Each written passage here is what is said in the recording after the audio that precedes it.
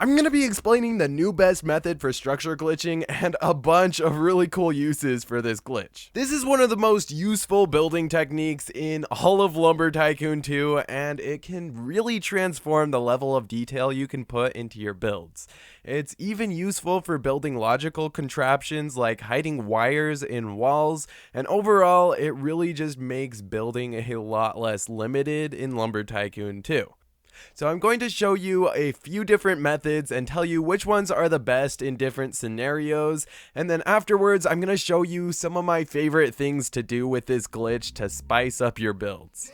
So the first method is called plot shift glitching, and it's a recently discovered method which is much faster and easier than the permission toggling method that people have been using for years, including myself.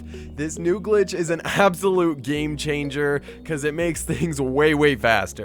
Now, unfortunately, you can't do this one solo. You're gonna need another account for this, so this can literally just be someone else in your server. You're gonna have to get them to give you a few permissions though, so it's best done with a friend that trusts you.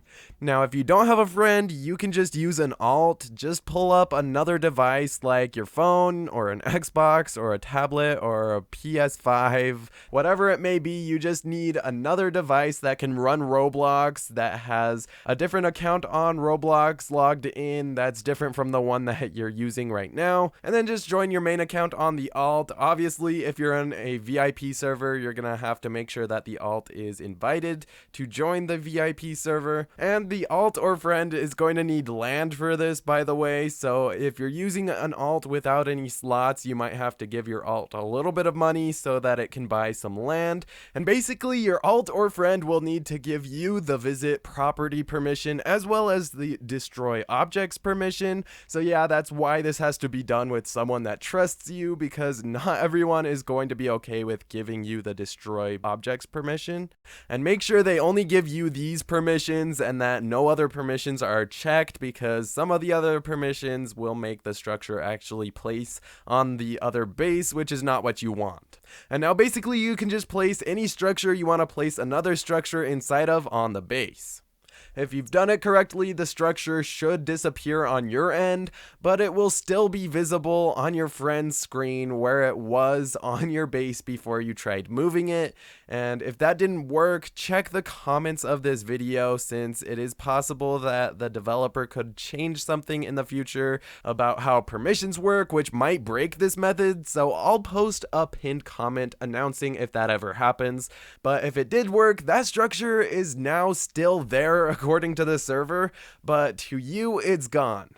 That means you can now place things where that structure was, and to you it will still seem like nothing happened, but if another person moves and presses B on the invisible structure, you will see it pop back into place on your screen. And those two structures are now glitched together.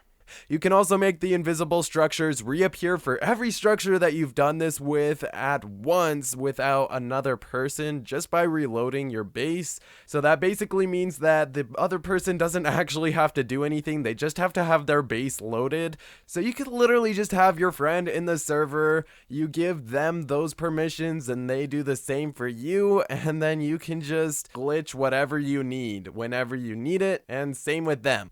By the way, I would recommend that you put a blueprint nearby to use as a reference for where things should go in instances where it's hard to see exactly where you should place the next blueprint. Because the first blueprint disappears, it's kind of hard to tell where the next one should go sometimes. So yeah, blueprints definitely come in a lot of handy when you're trying to figure out where to place things. But yeah, that's pretty much the method. It's super nice and really fast to do. It was discovered by Poisonous, who is a crazy good builder, and I also want to credit Bred for being, I believe, the first person to make a video on it, so make sure you check them out. But yeah, moving on to the next method. This one can be done solo, so that's the main reason you would want to use it over the other, but the drawback is that it doesn't work for every structure. So it's something you can use in very specific situations where you don't have a friend in the server to help you, and you don't want to get your alt in the server just so you can place a structure inside of another structure. Basically, you just take a structure and rotate or turn it so that it clips into the object you want it to clip into.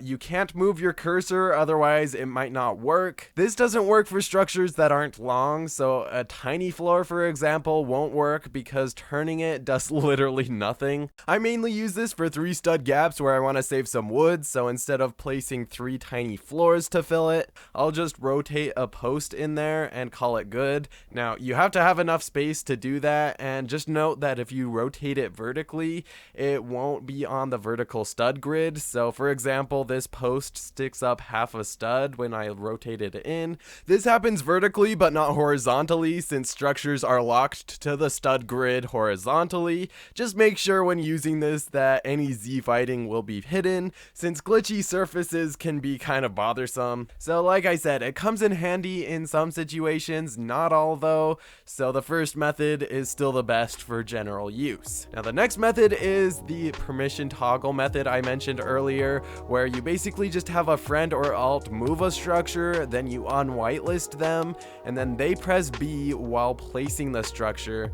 That is cancel if they're on mobile, and then they can just place the structure inside of the structure that they made disappear on their end. Make sure you have visits for everyone toggled on, by the way, otherwise they'll get teleported. And yeah, this is why you would want to use a blueprint as a reference for where you should place the next structure, because you can see it took me a while to get it in the perfect place. But yeah, this method is very time consuming, and the first method I showed you is much faster, but I still wanted to mention it just in case the first method breaks in the future. It might make sense to use this permission toggling method if you're building on someone else's base and you don't have a third person to place the structures on to make them disappear. So yeah, that's the one instance I can see this method being more useful, but for the most part, you just want to stick to the first 2 methods for most of your needs. So yeah, that's how you glitch things inside of other things. Like I said, it's super useful for adding lots of detail into builds, so I'm just gonna tell you a few of my favorite uses for this glitch. So we're gonna start off with a really popular one, which is glitching 2 ladders inside of each other like a cross-hatched window. This is super useful for things like medieval or ancient builds where glass doesn't really fit very well, but you still want windows on your buildings. This fits really well with traditional Japanese builds for sure as well. But yeah, next we have detailed columns, and these are actually super simple. Just take a tall fence and place it on a couple of small floors, and you can actually use rotate clipping for a couple of these fences, though the last one you are gonna have to make the structures disappear, so you can place the last one. And when you finish, you have this very detailed yet simple column design.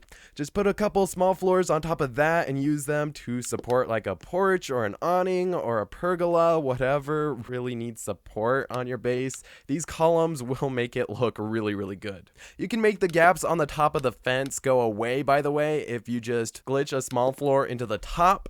Next, as I mentioned in the intro, you can hide your wires and logical components inside of walls. I recommend placing them against a tile so that they don't poke through the walls on the other side. But yeah, this makes logic look a lot less like spaghetti and more like a clean room, which is awesome. You can have like a light switch with no visible wiring, which makes it a lot more realistic. So yeah, that's super, super handy for most things that you would want to use logic for. Do note that some logic will stick through the walls though, so make sure that you account for that. You might need thicker walls, or you might need to put the logical components in the floor or something to make sure that they're all hidden. But for wires, they should just go right into the walls, no problem. But anyways, next we have roads. These are super, super cool. Right now we don't have black wood in the game, so the closest thing we can get to it is gloomy paintings from the fine arts shop. Place them face down, and on top it will look like a nice black surface. The issue being that you can't actually place the paintings right next to each other seamlessly because there will be gaps, and that's where glitching comes in. You can glitch the sides of each painting into each other to make it look seamless.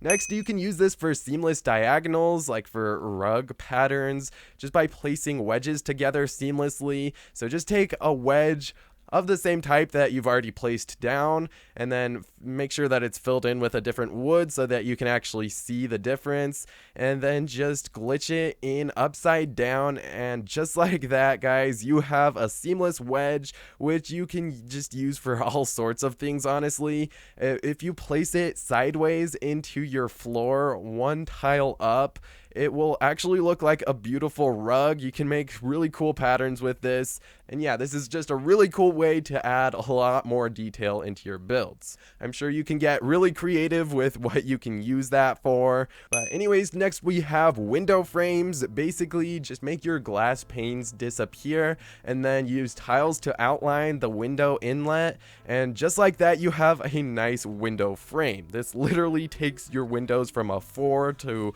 100 really fast, because it makes them look so much more realistic. And you can actually use small tiles to make it a little less wood consuming. It will just stick out a little bit if you're fine with that. Otherwise, just use tiny tiles. But yeah, I use this a lot, and it really helps to make windows look a little less awkward and more realistic. But anyways, next you can place a tile, like a tile or two behind a wall, and just destroy the ones that you used to make it 2 tiles backwards. And then you can use that tile as kind of like a backdrop, just make it disappear and then place structures inside of that to make really cool designs that look like they're made with tons of tiny tiles, when in reality it's just using the glitch. So it's a really nice way to add tons of detail to walls without actually putting thousands of tiny tiles down. And you can actually use this to make things that look impossible. And finally, we just have inverted corner wedges. This is what I showed you as an example of this glitch earlier. Basically, we don't have real corner wedges in the game yet, at least. We can make inverted ones for roofs and stuff like that, though. And this really helps with building like A-frame roofs, since it allows you to make the roof turn in places, which is super, super nice. But yeah, that's pretty much it for all of the examples that I could think of. There's so many, and if you think of more, make sure to leave those in the comments down below so other people can benefit from that. But hopefully this video has helped you out a ton, and with that said, I'll see you in the next video once it's out. See ya!